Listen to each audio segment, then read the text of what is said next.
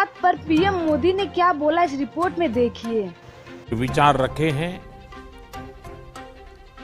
वह बहुत ही महत्वपूर्ण है। हम सभी देश की सीमाओं की रक्षा में दिन रात लगे हमारे वीर जवानों के साथ चट्टान की तरह खड़े हैं। उनकी वीरता, उनके कौशल, उनकी सूझबूझ पर देश अटूट विश्वास रखता है। इस सर्वदलीय बैठक के माध्यम से मैं शहीदों के परिवारों को भी विश्वास दिलाता हूं कि पूरा देश उनके साथ है, पूरा देश उन्हें नमन करता है।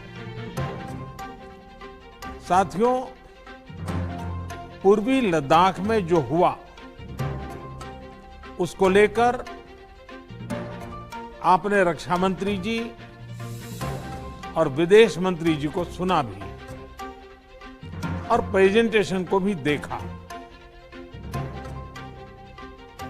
न वहां कोई हमारी सीमा में घुस आया है,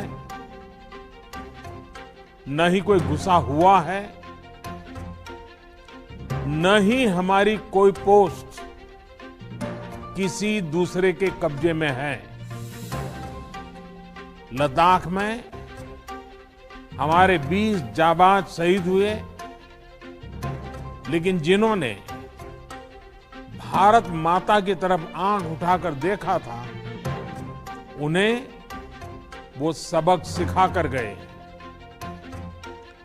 उनका ये शौर्य, ये बलिदान हमेशा हर भारतीय के मन में अमिट रहेगा।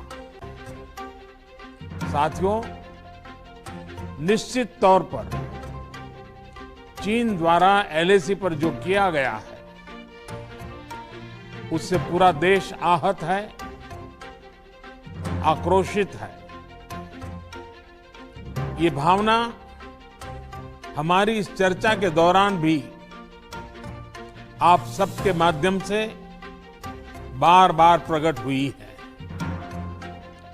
मैं आपको भी आश्वस्त कर रहा हूं कि हमारी सेना देश की रक्षा के लिए कोई कसर नहीं छोड़ रही है। डिप्लॉयमेंट हो, एक्शन हो, काउंटर एक्शन हो, जल थल नभ में हमारी सेनाओं को देश की रक्षा के लिए जो करना है वो कर रही है। आज हमारे पास ये कैपेबिलिटी है कि कोई भी हमारी 1 इंच जमीन की तरफ आंख उठाकर भी नहीं देख सकता। आज भारत की सेनाएं हर सेक्टर में एक साथ मूव करने में पूरी तरह सक्षम है। ऐसे में हमने जहां एक तरफ सेना को अपने स्तर पर उचित कदम उठाने की छूट दी है, वहीं दूसरी तरफ डिप्लोमेटिक माध्यमों से भी चीन को अपनी बात दो टूक स्पष्ट कर दी है। भारत पीस और फ्रेंडशिप चाहता है, लेकिन अपनी सॉवरेनिटी की रक्षा हमारे लिए सर्वोपरि है और आप सबने भी इसी भाव को प्रकट किया है। साथियों, बीते 5 वर्षों में देश ने अपनी सीमाओं को सुरक्षित करने के लिए बॉर्डर एरिया में इंफ्रास्ट्रक्चर डेवलपमेंट को प्राथमिकता दी है। हमारी सेनाओं की दूसरी आवश्यकताओं जैसे फाइटर प्लेन्स, आधुनिक हेलीकॉप्टर,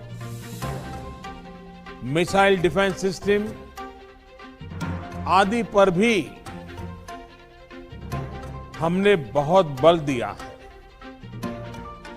नए बने हुए इंफ्रास्ट्रक्चर की वजह से खासकर LAC में अब हमारी पेट्रोलिंग की कैपेसिटी भी बढ़ गई है।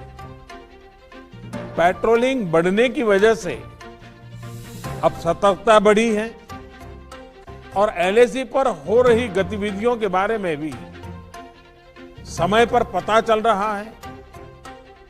जिन क्षेत्रों पर पहले बहुत नजर नहीं रहती थी, अब वहां भी हमारे जवान अच्छी तरह से मॉनिटर कर पा रहे हैं, रिस्पॉन्ड भी कर पा रहे हैं।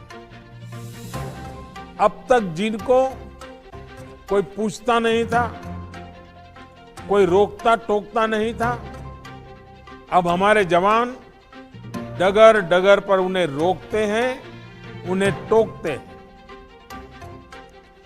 बेहतर हो रहे इंफ्रास्ट्रक्चर से एक मदद ये भी मिली है कि हमारे जवान जो उस कठिन परिस्थिति में वहां तैनात रहते हैं, उन्हें साजो सामान पहुंचाने में आसानी हुई है। साथियों, राष्ट्रहित, देशवासियों का हित हमेशा हम सभी की सर्वोच्च प्राथमिकता रही। चाहे ट्रेड हो, कनेक्टिविटी हो,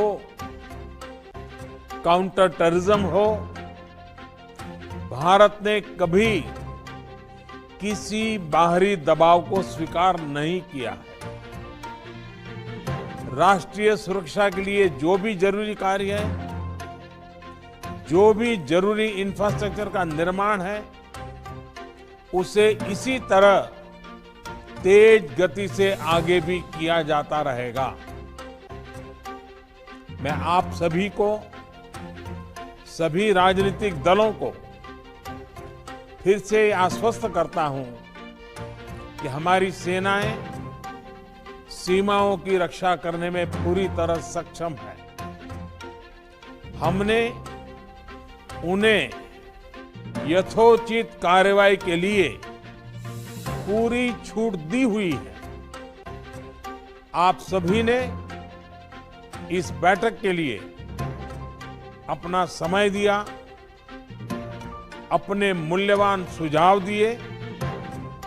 इसके लिए मैं सभी दलों का, आप सभी नेतृत्वगण का हृदय से बहुत बहुत आभार व्यक्त करता हूं और आपके सुझाव आगे की रणनीति में बहुत लाभकर्ता होंगे, ये मुझे पूरा विश्वास है। मैं फिर एक बार इस एकता का संदेश देने में आप जो बढ़ चढ़ करके आगे आए हैं, वे सेना का मोरल तो बढ़ाएगा, देश के लोगों की हिम्मत बढ़ाएगा, लेकिन दुनिया को भी जो संदेश जाना चाहिए वो पहुंचेगा।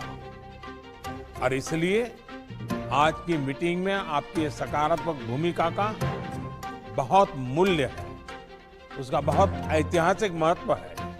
और इसलिए भी आप सभी अभिनंदन के अधिकारी हैं। मैं फिर एक बार आप सबका धन्यवाद करता हूं। नमस्कार। ऐसी खबरों से जुड़े रहने के लिए देखते रहिए AK न्यूज़।